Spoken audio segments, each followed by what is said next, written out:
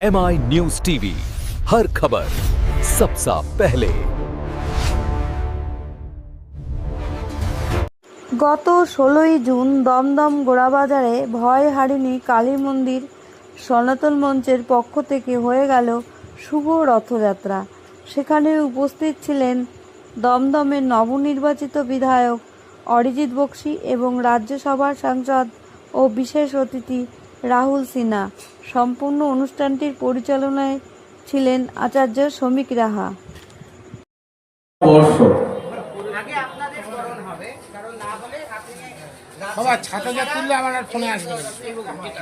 রথযাত্রা সূচনা হতে চলেছে।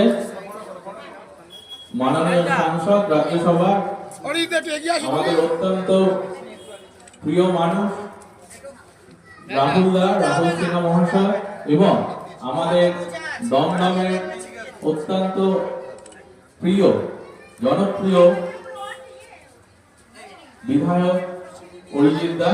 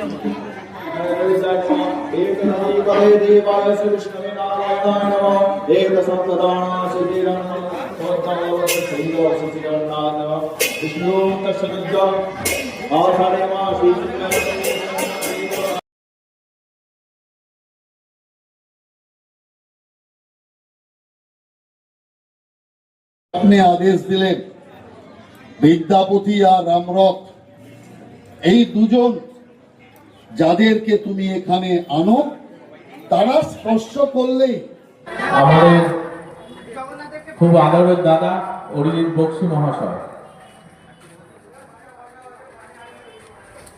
আমাদের সনাতন ঐক্য মঞ্চের আচার্যদেব শ্রী শ্রমিক রাহা তত্ত্বাবধানে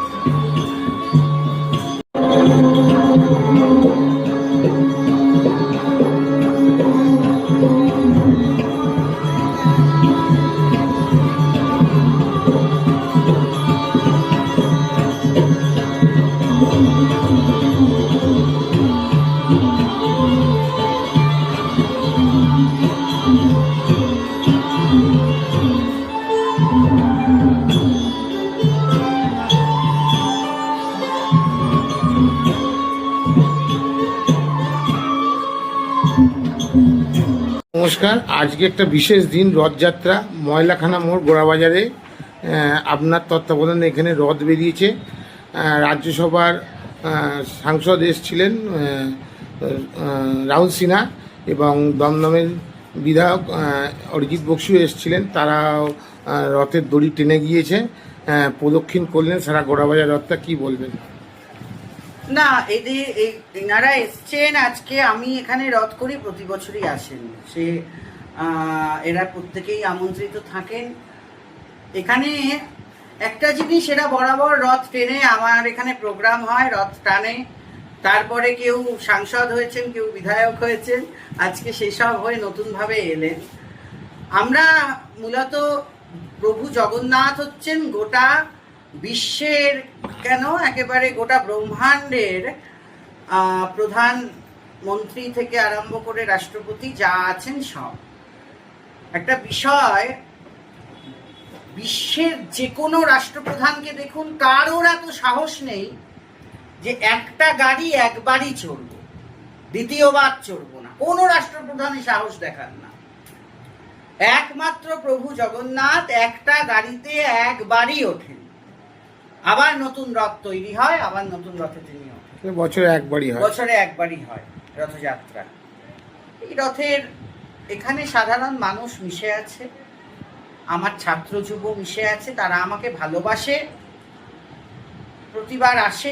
কিসের টানে? আমি কাউকে জল ছাড়া কিছু দিতে পারি না, আর জলও দামি জল দিতে পারি না। ওই যেমন জল আমরা খাই সাধারণত, আমরা তো গামছা পরা পান্তা খাওয়া লোক। জানি না এত মানুষ কিসের ভালোবাসার টানে আসে, ভগবানের টানে আসে। আর আমার কাছে একটাই জিনিস আছে, প্রাণ ভরা ভালোবাসা। আমি আজকে থেকে না, এসব আপনি আগেও দেখলে তৃণমূল জামানা, এখন দেখুন সরকার বদল হয়েছে, আমরা ক্ষমতায় আছি, অনেক লোক আসছে, এটা কোনো আশ্চর্যের বিষয় না। কিন্তু আমার কাছে যখন তৃণমূল জামানা, তখনও যেই সব লোক আসতো, আজকেও তাই আসে। আমি তখনও এদের সাথে আড্ডা মারতাম এভাবে বসে, খুব ভালোভাবে। আর কোনো কিছু চাহিদা তো আমার নেই, আমি ভগবানকে বলিনি যে আমাকে এমপি করে দাও, এমএলএ করে দাও, কিন্তু হ্যাঁ, আমার বন্ধুদের জন্য চাই। আমি রাহুল দাকে বলেছিলাম, রাহুল দা, অরিজিতের এমএলএ হওয়াটা উচিত, দরকার। ও খুব ভালো ছেলে, ও এমএলএ হয়েছে, আমি খুশি। এরকম আমাদের একটাই দরকার, একে অপরের জন্য প্রার্থনা করা দরকার। ভগবান সে প্রার্থনা শোনেন, এবং বিজয় রথ আমাদের থামানো যাবে না। আমি যে বিজয় রথ নিয়ে নেমেছি, ধর্ম রক্ষার জন্য নেমেছি, অন্য কোনো কিছু না। এই ধর্মের পথে যেই বাধা হয়ে আসবে, এই রথের চাকা তাকেই পিষে দেবে, আর কিছু বলবো না। দাদা, বিগত সরকার যাওয়ার পরে এই নতুন সরকার আসার পরে বেশ কিছুদিন হয়েছে এসছে, এবং আমাদের মুখ্যমন্ত্রী যে কথাগুলো বলেছে পদে পদে, সে কথাগুলো তিনি রাখছেন। এবং রিসেন্টলি শ্রাবণী মেলা যে চলছে, সে তিরুনন্দ মহারাজ আর ওনার মানে পুরীর শঙ্করাচার্য মহারাজও সেখানে আসবেন বলে করেছিল। যাই হোক, এই যে সনাতনী মঞ্চে থেকে যে রাজনৈতিক নেতা বা মুখ্যমন্ত্রী এই সনাতনী মঞ্চে তারা গিয়েছেন, এরা তো রাজনৈতিকে, কিন্তু এই জায়গা থেকে তারা যে এখানে গিয়ে তারা ভাষণ দিয়েছেন, এই যে জায়গাটা আপনি কিরম হয়ে দেখছেন? দেখুন, প্রথম বিষয় হচ্ছে সাধুদের একটু এবারে বোঝা উচিত। সাধুরা, এই সরকারটা সাধুদের জন্য চলছে, তো সাধুদের রক্ষার্থে এই সরকার অনেক কাজ করছে, সাধুদের স্বার্থ রক্ষায়। কিন্তু একটা জিনিস মাথায় রাখবেন, রাজতন্ত্র এবং আচার্যতন্ত্র বরাবরই একে অপরের পারস্পরিকভাবে। আচার্যরা বা গুরুরা সবসময় চেয়েছে তাদের শিষ্য ক্ষমতায় যাক, গিয়ে তাদের কথা মতন ওঠা বসা করুক।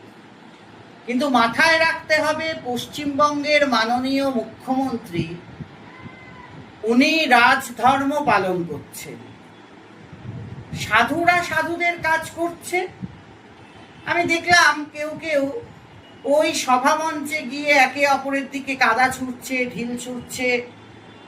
আমার মনে হয় সাধুর অভ্যাসই হচ্ছে ক্ষমাশীলতা। আপনি প্রশ্ন করতে পারেন, তাহলে আপনি এখন বলছেন ক্ষমাশীলতা, তাহলে সেই সাধুরা মৃত্যুকুম্ভ বলাতে মমতা ব্যানার্জিকে ক্ষমা করলেন না কেন? দেখুন, মমতা বন্দ্যোপাধ্যায় একজন রাজনৈতিক ব্যক্তিত্ব, তিনি রাষ্ট্রের ক্ষতি করছিলেন, কিন্তু এখন যেটা দেখা যাচ্ছে, এখন হচ্ছে কিছু সাধু একে অপরের দিকে কাদা ছড়াছড়ি করছে। সাধুর কিসের মান বলুন তো? সাধুর আবার মানের জন্য এত, তিনি তো মায়া মোহ সব কিছু ত্যাগ করে তবে গৈরিক ধরেছেন। তাদের উচিত প্রত্যেককে, এই সরকারের মুখ্যমন্ত্রীর মতন সাধু আপনি আর খুঁজে পাবেন? প্রধানমন্ত্রীর মতন সাধু খুঁজে পাবেন?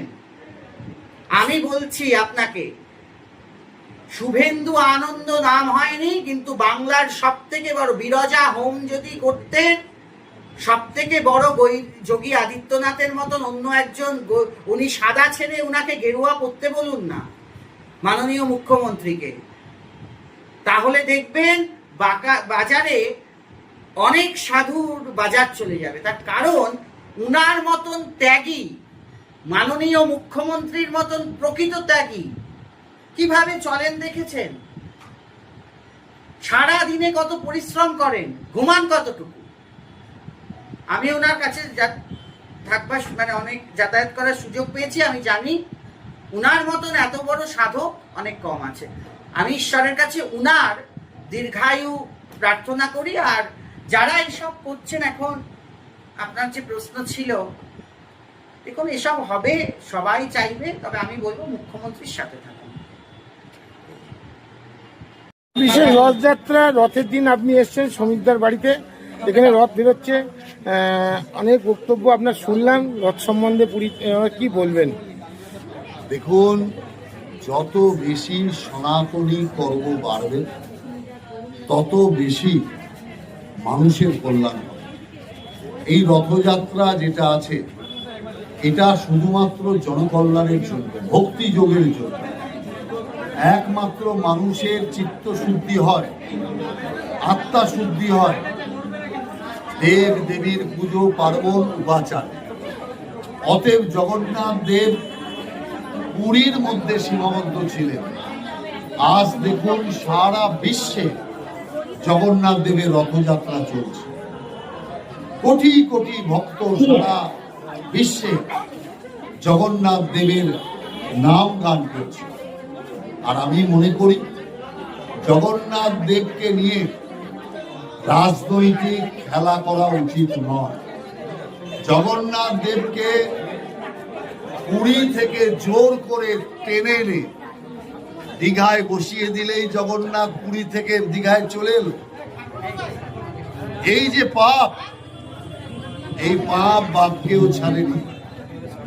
কারণ জগন্নাথ দেব স্বয়ম্ভু পুরীতে, তিনি রাজা ইন্দ্রদম্ভকে আদেশ দিয়েছেন যে আমি পুরীর জগন্নাথ মন্দিরেই অবস্থান করব।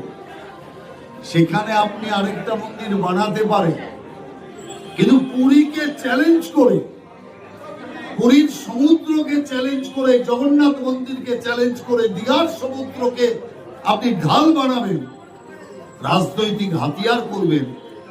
এই পাপ জগন্নাথ দেব কোনোভাবেই সহ্য করবে। সেই কারণে আমি মনে করি আচার বিচার ভক্তি সবকিছু হওয়া উচিত, কিন্তু সেই ভক্তিকে যদি কেউ কারো হাতিয়ার করে, ভগবানকে অপরের হাতিয়ার করে, লড়াইয়ের মাধ্যম করে, সেই লড়াইতে ভগবান আশীর্বাদের বদলে অভিশাপ দেয়, যার জন্য আপনি দেখছেন কর্পূরের মতো উড়ে চলে গেছে, কর্পূরের মতো উড়ে চলে গেছে। এরকম ভারতবর্ষে কখনো হয়নি। হার জিত হতেই পারে, কিন্তু কর্পূরের মতো ভ্যানিশ, সবচেয়ে ছোট গ্রুপের লোক। অতএব এটা আর কিছু না, জগন্নাথ দেবকে অপমান করার জন্য। সেই কারণে আমরা মনে করি আজকের এই পবিত্র দিনে জগন্নাথ দেবের রথযাত্রা, এরপরে হবে উল্টো রথযাত্রা। দীর্ঘদিন জগন্নাথ দেব অসুস্থ ছিলেন, কারণ স্নান যাত্রার পরে উনি অসুস্থ হয়ে পড়েন।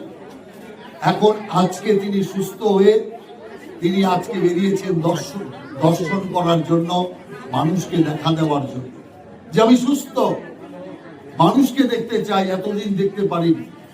আবার তিনি ওখান থেকে মাসির বাড়ি থেকে ফিরবেন 9 দিন বাদে। অতএব এই যে জগন্নাথ দেবের রথযাত্রা, এই রথযাত্রা আজকে একটা ভারতের একটা গৌরবময় একটা অধ্যায় পরিণত হয়েছে। অতএব রথযাত্রা আর উড়িষ্যার মধ্যে সীমাবদ্ধ নেই, এটা একটা জাতীয় যাত্রা বলে আমি মনে করি। আর এই রথযাত্রার সাথে কোটি কোটি মানুষ সর্বত্র তারা মিলিত হচ্ছে। এটাই আমি বলবো আপনাদের, জয় জগন্নাথ। আচ্ছা, এবছর শ্রাবণী মেলা হচ্ছে, গতকাল সিএম গিয়েছিল শ্রাবণী মেলা, এবছর বড় করে শ্রাবণী মেলা হচ্ছে। দেখুন, ব্যাপার হচ্ছে শিব ভক্ত যারা আছেন, যারা তারকেশ্বরে জল চড়াতে যান, তাদের কষ্টের কথা তাদের জন্য চিন্তা কেউ করে। বিজেপি সরকার প্রথম তাদের জন্য চিন্তা করেছে, তাদের সেই হাটাকে লাঘব করার জন্য, তাদের কষ্টকে লাঘব করার জন্য সেবা কেন্দ্র তৈরি করেছে। হেলিকপ্টার দিয়ে তাদের উদ্দেশ্যে ফুল বর্ষণ করার ব্যবস্থা হয়েছে। সব দিক দিয়ে আমি মনে করি এই যে শ্রাবণ মেলা, এই মেলা একটা নতুন মাত্রা এনে দিয়েছে। এটাও ভক্তি যোগের একটা বড় যোগ।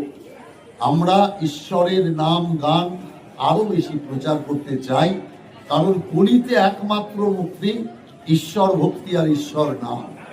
ঈশ্বর ভক্তি আর ঈশ্বর নামেই কলিতে পাপ মুক্তি, কলির এই দুঃখ কষ্ট থেকে ক্ষয়। অতএব সেই কারণে আমরা মানুষকে দুঃখ কষ্ট ব্যথা বেদনা থেকে মুক্তি দিতে চাই।